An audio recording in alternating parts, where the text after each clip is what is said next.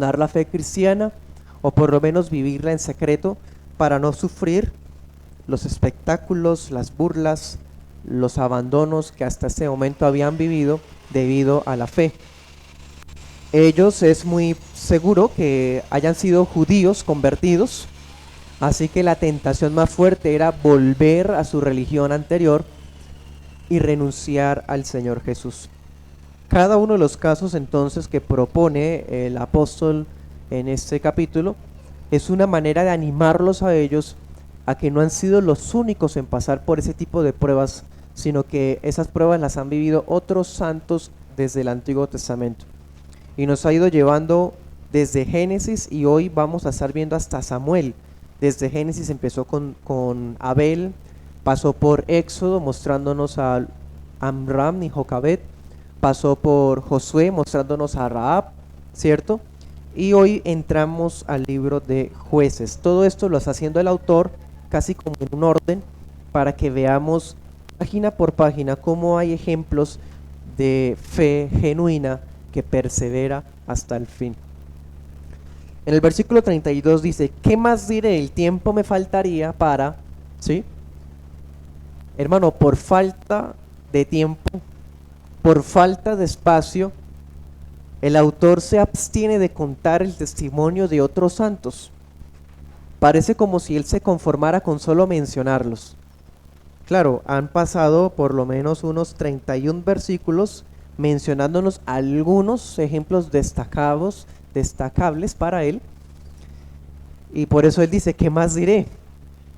Es decir, los personajes que voy a mencionar, en ellos vamos a encontrar los mismos elementos de la fe genuina que hemos visto en los demás. ¿Se acuerdan cuáles eran esos elementos? Son 3. La convicción de lo que no se ve, la certeza de lo que se espera y el testimonio de la palabra, ¿cierto? Esos 3 elementos se encuentran en todos estos personajes, pero para el autor es como si él se sintiera abrumado de solo considerar hacer una exposición de cada uno de ellos. No me queda tiempo, dice, no dejo espacio. Si quisiera hablar de cada uno de ellos como hice con Abraham o como hice con Moisés, ¿se acuerdan que fue los que más habló, más se extendió? Si me pusiera a hacer eso con cada personaje, no me queda tiempo, dice el autor. Ahora, la pregunta que él hace, ¿qué más diré?, tiene otra idea detrás, otro propósito. No solamente es el de mostrar la variedad de ejemplos que faltan por mostrar, sino dirigirse a la conciencia de los destinatarios originales y de usted y de mí esta mañana. Es una manera de decirnos, hermanos, consideren cuántos ejemplos hay, cuán suficientes son, y están en la palabra de Dios, que eran hombres y mujeres tales como ustedes y yo. Entonces, en esta pequeña porción él se enfoca en algunos ejemplos que toma de Jueces.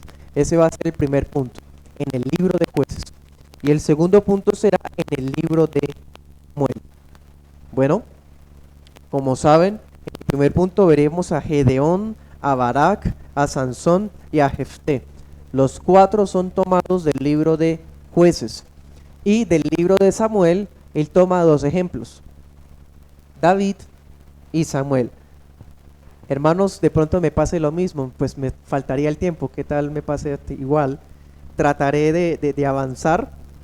Ustedes saben que hablar hoy 6 personajes en un solo sermón es prácticamente un desafío, pero espero que anote los versículos. Habrán muchos que pasaré por alto por falta de tiempo, pero iremos apelando a los que considero más pertinentes. Bueno, primer punto, en el libro de Jueces. Ahorita en la lectura pública leímos Jueces 6. Ese será nuestro primer caso. Cuando el apóstol se adentra al periodo de los jueces que viene después de la conquista, él recuerda algunos personajes. No lo hace en orden cronológico. Parece que los coloca en pares, ¿sí? Gedeón, Barak, Sansón, Jefté. Cronológicamente realmente es al revés. Primero fue Barak, luego fue Gedeón, primero fue Jefté, luego fue Sansón. Pero parece que él hace esa inversión, ese juego de nombres, teniendo en cuenta la popularidad del personaje. ¿Sí?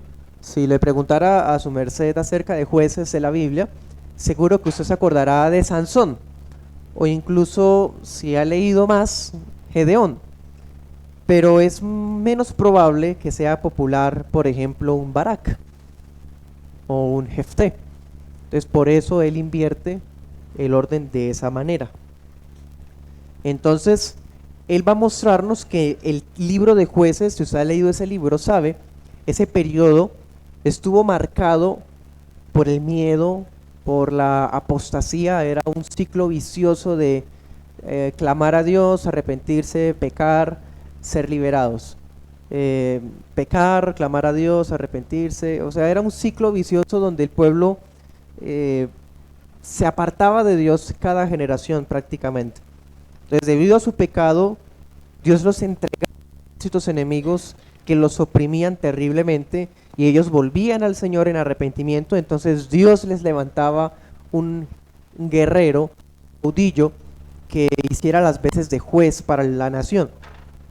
En el libro de Jueces hay al menos 12 jueces, y el autor menciona solamente 4. Es el mismo estilo de lo que ha estado haciendo hasta ahora, porque no habría oportunidad de hablar de todos. Pudiéramos hacerlo, pero hoy vamos solo a concentrarnos en los que el Espíritu Santo le plació anotarnos. Bueno, vamos a 2 de Corintios 4:13. Que no pierda el texto principal. 2 de Corintios 4:13. En este versículo hay una expresión que se pasa desapercibida, pero se conecta con todo el tema que hemos desarrollado, y pienso que se ve con más claridad con el libro de Jueces. Dice: teniendo el mismo espíritu de fe, según lo que está escrito, creí, por tanto hablé, nosotros también creemos, por lo cual también hablamos. El Pablo nos habla de la característica básica de la fe. Creemos, la fe nos lleva a creer, y pues al creer esto nos va a motivar, a impulsar a hablar de eso que hemos creído. Pero la raíz de todo, ¿cuál es? Dice, el mismo espíritu de fe. Trata la fe como si fuera un espíritu, como si fuera parte del ahínco, del ímpetu de una persona. Teniendo ese espíritu de fe, creí, por tanto hablé. ¿Qué tiene que ver esto con nuestro tema? Bueno, que quede claro que ese espíritu de fe es dado por el mismo Espíritu Santo. Es el Espíritu Santo, hermano. Teniendo ese espíritu de fe, creí, por tanto hablé. Y en el libro de Jueces usted lo puede ver. Dice, el Espíritu vino sobre, una y otra vez, viene sobre Otoniel, viene sobre Sansón, ¿sí? El Espíritu Santo entra en la escena de Jueces muchas veces. Ese es el espíritu de fe, creí, por tanto hablé. Y esa fe entonces no provino de la convicción de cada cual. De hecho, el libro de Jueces es aquí citado para demostrarnos, hermano, ¿o es que acaso esa fe ya estaba en Gedeón? No, tuvo que venir Dios mismo a llamarlo, y el espíritu de fe a él, para creí, por tanto hablé. Si no fuera por eso, era una persona común y corriente, impotente, ¿cierto? Gedeón encabeza la lista, y vamos a ver que empezando con él, aunque era un periodo marcado por el miedo, por la apostasía, por el pecado, la fe genuina lo llevó a hacer grandes hazañas. El mismo espíritu de fe por el cual creí, por tanto hablé, fue el cual llevó a estos hombres comunes y corrientes lograr hazañas y proezas. Gedeón Por la fe, ¿qué hizo? Lo leímos ahorita en Jueces capítulo 6. Derrotó a los madianitas. Jueces 6, 14 y 16. Cristo viene y lo busca. Le dice unas palabras, si me permite la expresión, casi irónicas. Varón esforzado, guerrero valiente. Hermano, estaba escondiendo la comida para que no iran a robársela en medio de la presión de que vinieran en cualquier momento a robarlo. O sea, es una ironía, el hombre es un cobarde. Pero viene Cristo a buscarlo. ¿De dónde vino la fe? De él mismo. ¿Quién puede creer eso? Solamente un evangelio humanizado, humanista, podría convencerse de tal cosa. El ángel de Jehová es Cristo mismo, viene y le dice, vas a derrotarlos, vas a vencer. Y viene entonces el espíritu de fe. Él pone señales, él pone a prueba lo que se le está diciendo. Él tiene tanto miedo, pero al final cree la promesa que Cristo le está dando. Era un simple campesino cobarde, hermano.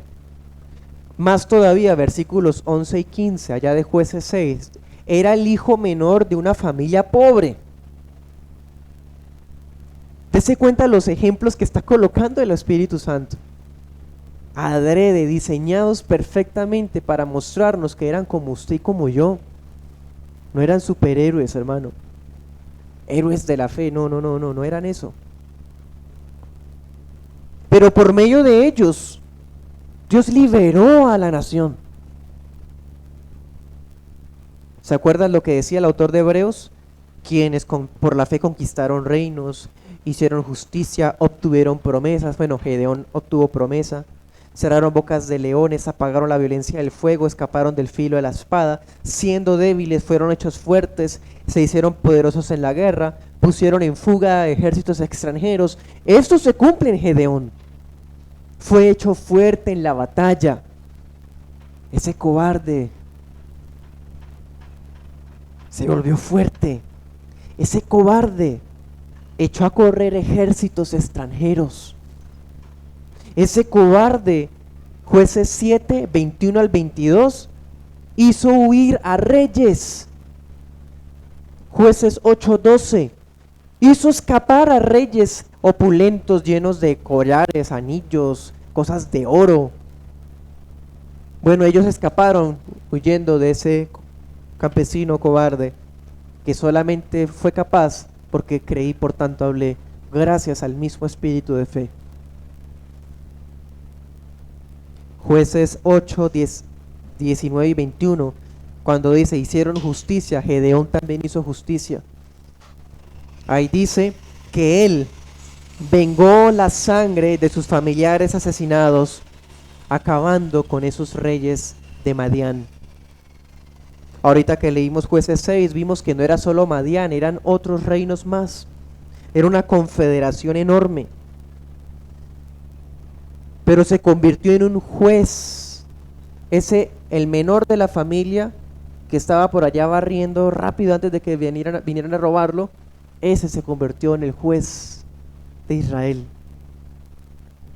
Y por si fuera poco, recordemos otro detalle, Jueces 6:33 y Jueces 7, 2 al 3. Hoy estamos haciendo prácticamente un panorama bíblico, un recorrido. Cuando el Espíritu Santo vino sobre él, él convocó al pueblo y vinieron israelitas de 3 tribus diferentes. Y llegó a conformarse un ejército de 32,000 hombres y más. Más de 32,000 guerreros. Y ustedes saben lo que ocurrió. El Señor le ordenó que no fuera con esas miles de personas. Y al final, ¿qué pasó? Terminó yendo a la batalla ¿con cuántos? Con 300. Se está enfrentando a un ejército de miles, hermano, más de 100,000 hombres, porque era una confederación de naciones paganas. Y va con 32,000, o sea, todavía es en desventaja ir con 32,000. Una desventaja casi que 10, 50 veces. Y aún así Dios le dice, no, son muchos, son muchos. Y al final se hace como un filtro y terminan yendo solo 300. O sea, menos del 1% de los que se habían reclutado al comienzo, el 0, fueron a pelear la batalla. Por eso dice, por la fe, ese número bastó para vencer. Aquí están, madianitas, amalecitas, orientales. Madián, Amalek e ismaelitas. Eran miles y miles. Y sabe un detalle más. ¿Qué armas llevaban los 300? ¿Se acuerda de esa historia? Llevaba ese puñado de hombres un cántaro, como decir un barril, una jarra hueca con una tea o con una mechera, como una especie de linterna así bien rudimentaria, y una trompeta. Esas eran las armas de estos hombres. Cito a Samuel Pérez, abro comillas: Gedeón había manifestado la realidad de su fe en el reconocimiento de su incapacidad para vencer por sí mismo sobre los enemigos, necesitando para ellos la fuerza de Dios. Cierro comillas.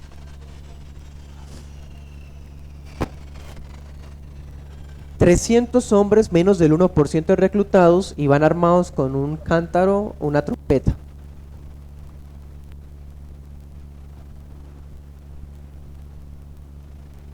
¿Cómo va a verse así, hermano? No es posible. Es por la fe hicieron huir ejércitos extranjeros. Creí, por tanto hablé. Ahí están los elementos. ¿Por qué Gedeón se lanza? ¿Porque es imprudente y quiere tentar a Dios? No, porque Dios le dijo. O sea, el testimonio, ahí está el testimonio. Le cree a la palabra. Tiene la convicción de lo que se espera, ¿cierto? La certeza de lo que se espera, la convicción de lo que no se ve. Y de esa manera puede lograr lo que Dios le ordenó hacer. ¿Qué pasó después de la victoria de Gedeón? Jueces 8, 22 al 23.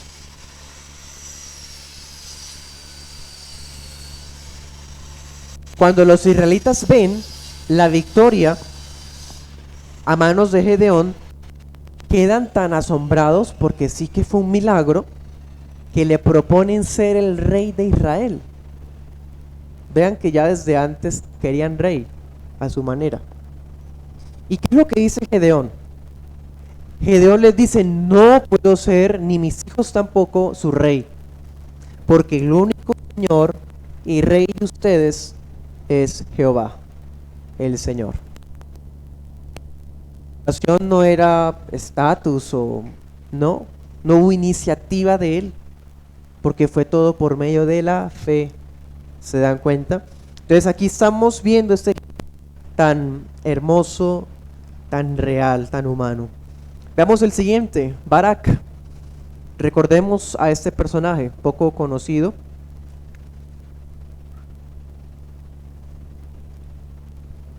Él está en Jueces 4, del 2 al 24. ¿Qué ocurre con Barak? Bueno, vamos a leer algunos textos allá para familiarizarnos todos con él. Jueces 4, verso 6.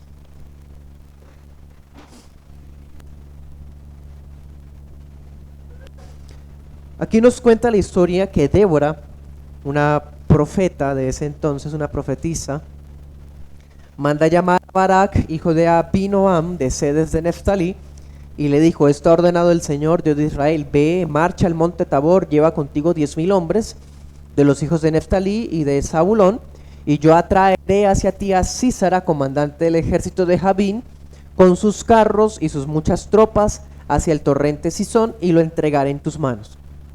Esa es la orden, ¿sí? ¿Y qué hace este hombre, hermano? Barak va y efectivamente reúne a este ejército De israelitas, 10.000, o sea, menos de los que fueron a pelear con Gedeón al comienzo. Y los cananeos, pues este Jabín de Canaán, hermano, no era cualquier rey. El texto, por ejemplo, en el versículo 2, nos dice que reinaba en Hazor. Hazor era una ciudad fortificada, poderosa, similar a Jericó, ya que tenemos eso más fresco. Y por si fuera poco, tenía un comandante que estaba sobre 900 carros de hierro, versículo 3. Para ese entonces, esto era tecnología de punta. Carros de hierro contra un montón de agricultores, pastores de ovejas. Pónganse a pensar eso, hermano. Están en desventaja no solo en número de soldados, sino en armamento. Pero el Señor le da la orden de que vaya a pelear y obedece, porque cree la promesa que había recibido de Dios, que iba a vencer. Y abro un paréntesis, si me permite. Mire cómo es el Señor de bueno, ¿no? A propósito de esta tendencia feminista en la iglesia contemporánea. Le plació a Dios no añadir a Débora, nos puso fue a Barak. Qué buena providencia. Tenemos a hombres y mujeres, no porque sea mujer, porque ya hemos visto a Jocabed, a Rahab, a Sara, pero no quiso poner a Débora el Señor. Nos puso a Barak, que es el orden de las cosas. No demeritamos la fe de ella, pero ella no fue la juez de Israel, fue Barak. Bueno, por la fe él derrotó a la confederación de cananeos, siendo un simple agricultor. Se enfrentó al poderoso rey Jabín. Parece ser también, hermanos, si usted lee el texto nuevamente, Jueces 4:4 hasta el versículo 7, usted le echa un vistazo, parece que se da a entender que Dios ya le había dicho a él antes que fuera. ¿Usted no percibe eso? Lea el texto y parece como si Débora le dijera, a ti ya se te había dicho, Dios ya te habló que fueras, pero no ha sido. ¿Se dan cuenta? No sabemos cuáles fueron sus razones para posponer la misión. Tal vez era otro cobarde igual que Gedeón. Se hizo rogar, como diríamos popularmente. Pero como sea, al final se fortaleció en el Señor. Y Dios le atrajo el ejército de Jabín. Dese cuenta, Dios no va a hacer que el ejército de Jabín huya, escape. Se lo va a atraer. Eso debe ser, hermano, motivo de terror. Pero no, porque cree a la palabra. Dice que el general Císara vendría a la cabeza, decenas, centenares, mejor dicho, de carros de hierro.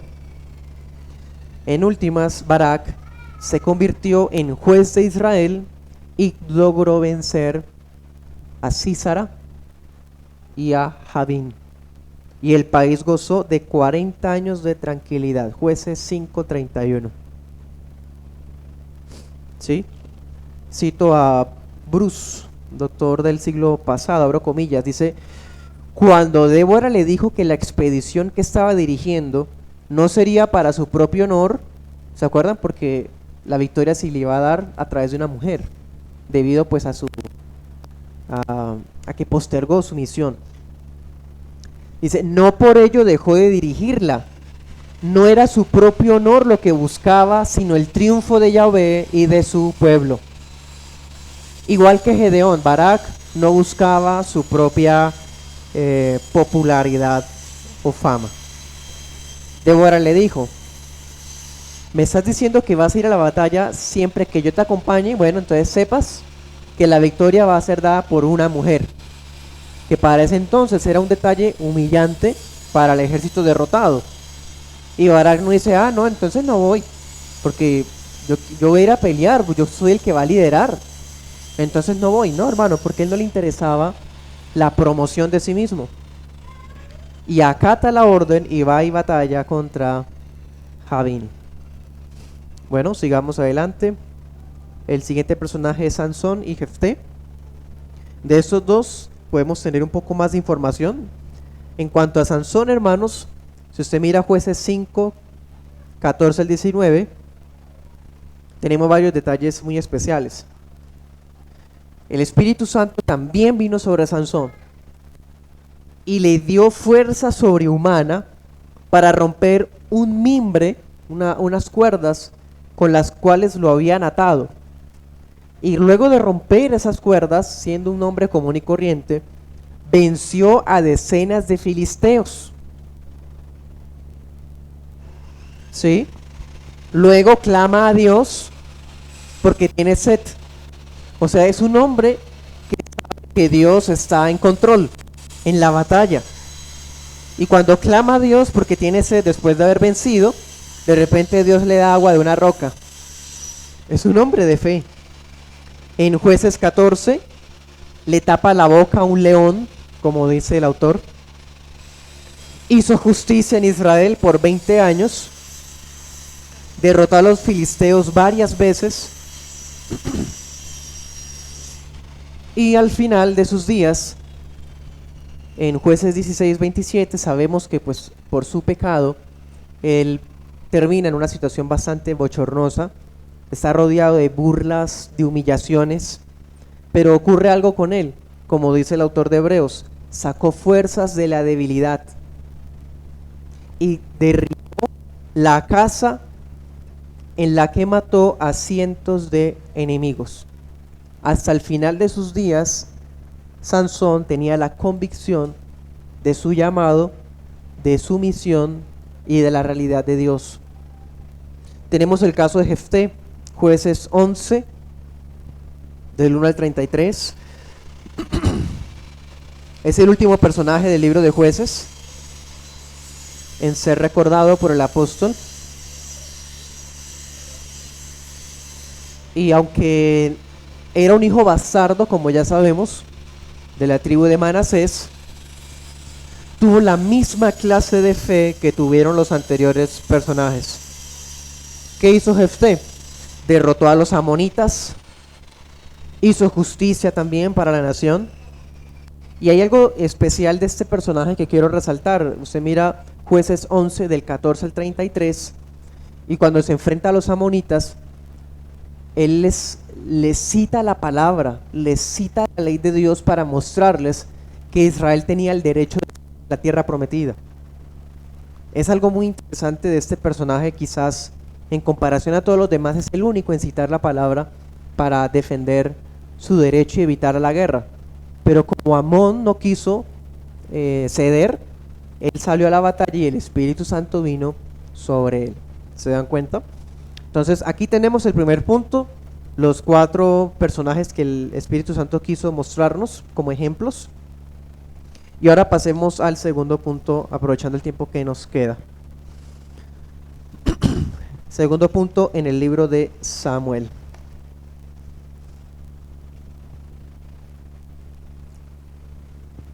Bueno, después de haber visto el periodo de jueces, ahora pasamos al periodo que abarca el libro de Samuel, y vemos a 2 personajes. También pudo haberse mencionado a otros, Ana, Jonatán, ¿cierto? Los valientes de David. Pero no, solamente escogió Dios mencionar 2. Y comienza con David. Ahí vuelve a hacer lo mismo, invierte el orden. David, Samuel, el más popular al menos popular, y Samuel lo conecta con los profetas, que será lo que veremos próximamente. Ya que tengo más información de David, hablemos primero de Samuel nosotros. ¿Qué podríamos decir de Samuel en resumidas cuentas, hermanos? Bueno, Samuel es el último de los jueces de Israel. Samuel se convierte como en un puente generacional, como el antes y el después de una nación. Él es el último de los jueces y el primero de los profetas en el periodo de la monarquía. ¿Sí? Es el primero de los profetas. Por eso muchas veces usted ve la expresión que dice, la frase, desde Samuel a los profetas, Samuel y los profetas. Samuel es contado como el primero de los profetas. ¿Sí? Este Samuel derrotó a los filisteos también. 1 Samuel 7:7 al 13. Los hizo huir sin armas. Si usted lee el texto, él oró, solamente oró, hermano. Y cuando oró empezó a tronar y hasta cayeron prácticamente meteoritos. Hubo un terremoto, mejor dicho. Dios respaldó a este hombre de una manera impresionante. Samuel también ungió a los primeros reyes de Israel. Él ungió a Saúl, primera de Samuel 9:15 en adelante. Él ungió a David, primera de Samuel 16:4 en adelante. Y en ambos casos él obedece la palabra del Señor. Le dice, ve a tal persona, o con Saúl le dijo, yo te voy a traer a un fulano de la tribu de Benjamín, él va a venir a esta hora de la tarde y él está buscando unos burritos. ¿Se acuerdan toda esa historia? O sea, todo esto hay un trasfondo de fe. No se está viviendo con base en lo que se ve, en lo que se percibe con los sentidos, sino en la misma palabra del Señor. Primera de Samuel 4:12, ¿se acuerdan? En una ocasión, y Primera de Samuel 3:10, la primera vez que Dios le habla a Samuel es para profetizarle la muerte a los hijos de Elí. ¿Sí? El juicio y la disciplina de Dios contra Elí y sus hijos. Bueno, ¿se acuerdan que el autor dice, alcanzaron promesas? Bueno, Samuel fue testigo del cumplimiento de esa profecía. En una batalla murieron los hijos de Elí y Elí también murió el mismo día. Samuel también fue testigo de cómo Dios defendió a David a pesar de cuánto persiguió Saúl a David. Primera de Samuel 19:18. David hasta fue a donde Samuel para buscar refugio y Samuel lo cobijó por unos días. ¿Sí? Es más, Samuel no le importó enfrentarse a un imponente Saúl, un hombre grande, imponente. Y cuando Saúl lo quiere retener y le rasga la ropa de lo fuerte que Saúl lo toma a Samuel, Samuel no duda en voltearse y decirle, bueno, así Dios te ha rasgado el reino a ti y se lo ha dado a un prójimo mejor que tú. Eso está en Primera de Samuel 15:28. Él pudo haber tenido miedo, hermano. Es el rey, puede ordenar matarlo ahí mismo, pero él acata la orden del Señor. Al final de su ministerio, Primera de Samuel 12:4, toda la nación testifica de la integridad de este hombre. ¿Sí? Es un hombre de fe, con los tres elementos que hemos visto una y otra vez. Pasemos al siguiente personaje, David.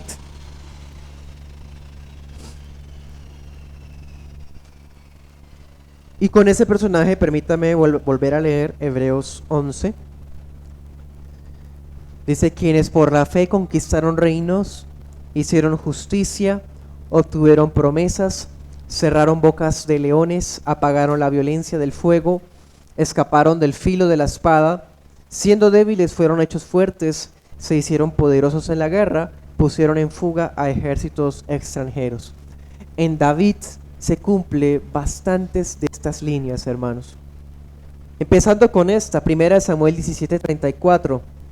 Siendo todavía muchacho, David tapó la boca de leones y de osos.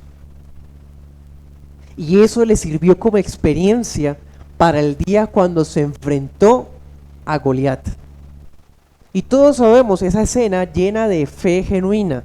Un muchacho con un palo, mismo Goliat se burlaba diciéndoselo, y se enfrenta a ese guerrero experimentado.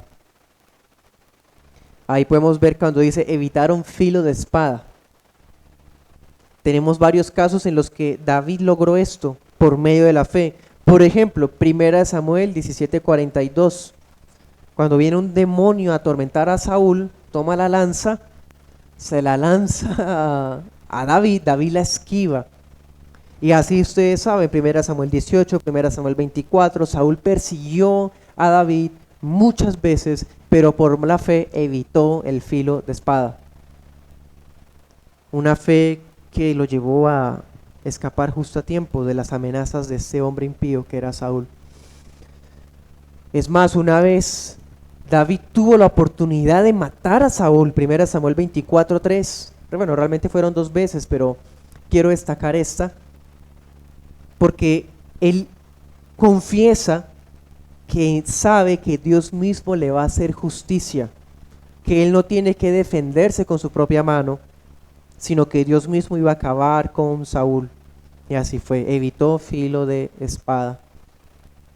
Tenemos otro caso, 1 Samuel 25. ¿Se acuerdan? Un hombre llamado Nabal que no quiso extenderle la ayuda, a pesar de lo generoso que fue David con él. David se aira fuertemente contra este hombre y arma a sus hombres para atacarlo. Y Abigail, la esposa de Nabal, viene, le explica, calma su ira, y él evitó el filo de espada por medio de la fe. ¿Sí? Tenemos otro caso de eso en 1 Samuel 30. Hay una ocasión en la que David va a ayudar a los filisteos a una batalla y deja a las esposas y los hijos de él y de sus hombres en una ciudad llamada Siclac, y de repente los amalecitas atacan Siclac, destruyen la ciudad y se llevan la gente, se llevan el botín. Cuando David regresa con sus hombres, lo han perdido todo. Y los hombres tienen tanto dolor que dijeron que iban a apedrear a David. 1 Samuel 30, del 1 en adelante está eso. ¿Y qué dice el texto? David fortaleció en el Señor.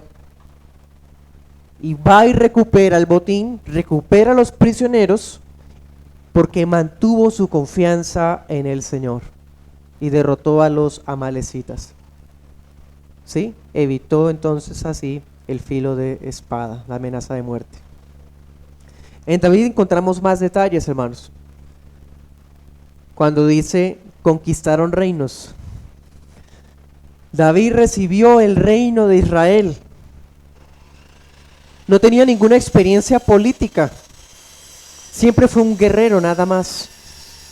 Pero con el pasar del tiempo, muchos hombres que antes eran fieles a Saúl se unieron a él porque creyeron la promesa que Dios le había dado a David y lo ayudaron en su reino. Primera de Crónicas 11:10. Primera de Crónicas 12:21 al 23. ¿Sí? Segunda de Samuel 5:1 en adelante. Y todo esto fue por medio de la fe. ¿Por qué? Porque él entendió que había sido el Señor el que le había entregado no solo el llamamiento como rey, sino que le ha confirmado el trono. Una vez él dijo, contigo desbarataré ejércitos y con mi Dios asaltaré los muros. Él confesaba eso para el Señor: tú eres mi libertador, mi roca. Pongo en fuga ejércitos enemigos, los que antes eran mis enemigos o no los conocía, ahora me sirven. Todo por medio de la fe. Reconocía que su fuerza provenía de Dios.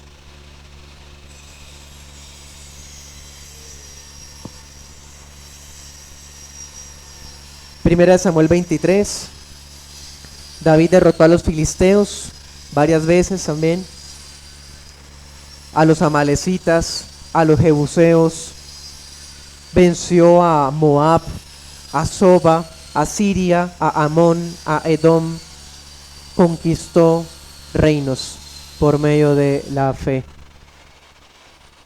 ¿Sí? Y esto sin contar otras hazañas, hermanos, como les decía ahorita, que uno podría recordar a los valientes de David. Hubo uno de ellos que le cerró la boca a un león. Otros de ellos vencieron gigantes. David no estaba solo en esto. Pero bueno, a Dios le plació anotar solo a David. David también hizo justicia para su nación, segunda de Samuel 8:15. En otras oportunidades ejerció venganzas justas contra algunos hombres malvados, cuando vengó a Saúl, a Isboset, a Abner, a Jeter. ¿Sí? Y al final de sus días hubo una escena muy hermosa de parte de David. Fue cuando Dios envía al ángel de Jehová a exterminar a los israelitas por su pecado.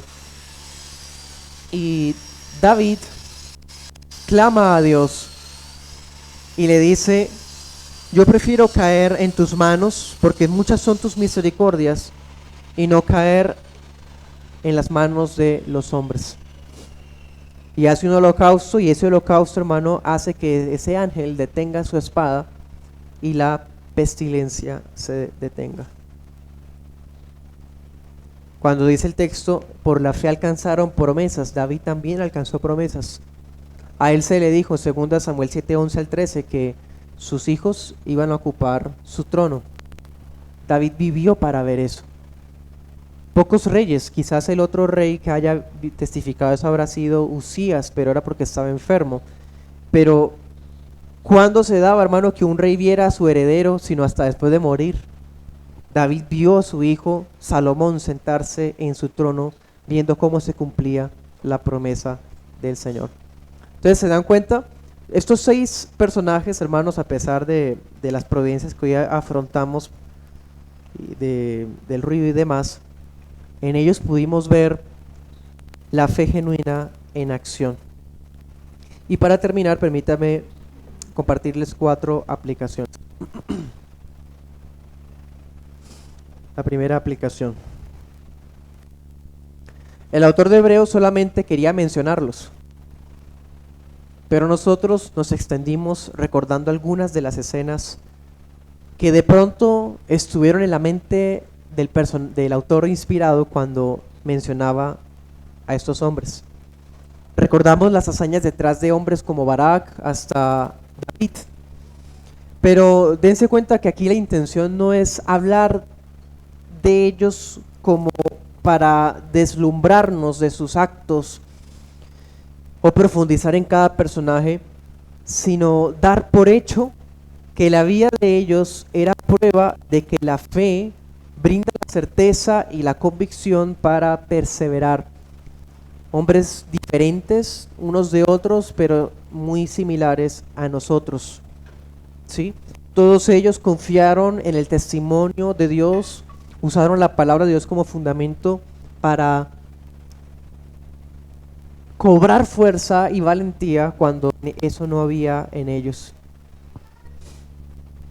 Segunda aplicación, nosotros podemos llegar a entender por qué el apóstol Pablo escoge a un José, un joven piadoso, puro desde joven. Podemos entender por qué escogió a un Samuel, prácticamente consagrado desde el vientre de su madre, hombre de Dios, irreprensible. Pero encontramos en esta lista de esta mañana 4 jueces que humanamente podríamos cuestionarlos, hermano. ¿Por qué el Espíritu Santo escoge a estos hombres? Esto puede ser un poco chocante para nuestro legalista interior, pero ya acabamos de ver a una Rahab siendo añadida en esta lista. ¿Por qué no añadir a un Gedeón? Un Gedeón cobarde, un Barak vacilante, un Jefté impulsivo, un Sansón en muchos casos inmoral, hermano, usted sabe, carnal en muchos aspectos. Pero ¿por qué Dios menciona estos 4? Bueno, porque son testimonios reales, insisto en esto. Son reales porque nos dejan sin excusas. Entre nosotros mismos, en la iglesia de los hebreos, hay distintos tipos de creyentes, con distintos tipos de lucha. Recordemos lo que dice el Señor en 1 Corintios 1:26, y así somos también nosotros. Consideren, hermanos, su llamamiento. No hubo muchos sabios conforme a la carne, ni muchos poderosos, ni muchos nobles, sino que Dios ha escogido lo necio del mundo para avergonzar a los sabios. Dios ha escogido lo débil del mundo para avergonzar a lo que es fuerte. Dios ha escogido lo vil y despreciado del mundo, lo que no es, para anular lo que es, para que nadie se jacte delante de Dios. Nosotros somos igual que esos 4 jueces, hermanos, en muchos detalles. Un Samuel, un José nos queda muy alto en un estándar humano meramente, pero de eso está conformada la iglesia del Señor. hombres y mujeres ordinarios con sus propias situaciones. Tercera aplicación. En la iglesia de los hebreos, quizás hoy hay creyentes que sienten miedo debido a las circunstancias que los rodean, o que han recibido amenazas por su fe o calumnias por su fe. Bueno, en nuestro caso es más complejo, ¿no? Más difícil que ese tipo de situaciones. En otros contextos es más común, ¿cierto? Pero si había miembros entre los destinatarios que sentían miedo, tanto miedo que estaban considerando volver hacia ese judaísmo desechado por Dios, si había miedo entre esos destinatarios de pronto de llegar a negar al Señor para tener paz con el Imperio Romano, esos ejemplos de esos 4 hombres iban a ser muy oportunos para sus corazones. De pronto entre los destinatarios había gente tan pobre como Gedeón, o que habían ignorado su llamamiento como hizo Barak. De pronto entre los hebreos habría algún hijo abandonado como Jefté, o creyentes que le habían fallado al Señor como Sansón. Quizás entre ellos había alguno que se había dejado engañar por lo que sus ojos ven, como le pasó a Samuel. O quizás entre ellos había alguno que pagaba las consecuencias de su pecado, como David. ¿Se dan cuenta la variedad de casos? Y que sí o sí podemos estar en uno de esos. Bueno, nuestra iglesia también está conformada de eso, desde Barak hasta David. Pero todo lo que podamos llegar a lograr es por medio de la fe nada más, para su sola gloria. Y para terminar, última aplicación, cualquiera sea el caso, hermano, todos los titubeantes, los vacilantes, los cobardes, los impulsivos, los que han fallado al Señor, los que están pensando volver atrás, bueno, todas estas personas, al ver esos ejemplos, pueden hallar esperanza. Todavía pueden venir a aquel que fue la paz de Gedeón. Jehová Shalom fue el altar, Dios le dio paz a ese cobarde. Bueno, podemos venir al que fue la paz de Gedeón, el que fue la canción de Barak, como en Jueces 5, un Barak vacilante que termina cantando una canción hermosa en Jueces 5.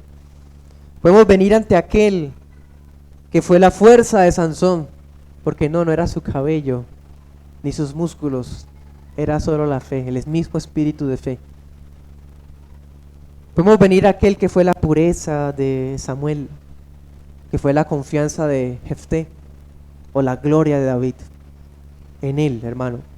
Ninguno de ellos hizo todo lo que hizo para su propia gloria, sino porque esperaban en alguien a quienes ellos solamente tipificaban. Y así como Dios usó a simples mortales para glorificarse en esos tiempos bíblicos, hermano, yo le aseguro, todavía se goza, por así decir, en usar a hombres y mujeres débiles. Todavía. Hombres y mujeres frágiles, enfermizos, ansiosos, muchas veces que han fallado al Señor, impulsivos, vacilantes, cobardes, todavía nos sigue usando el Señor, pero es para su gloria y para extender su reino. Amén. Oremos.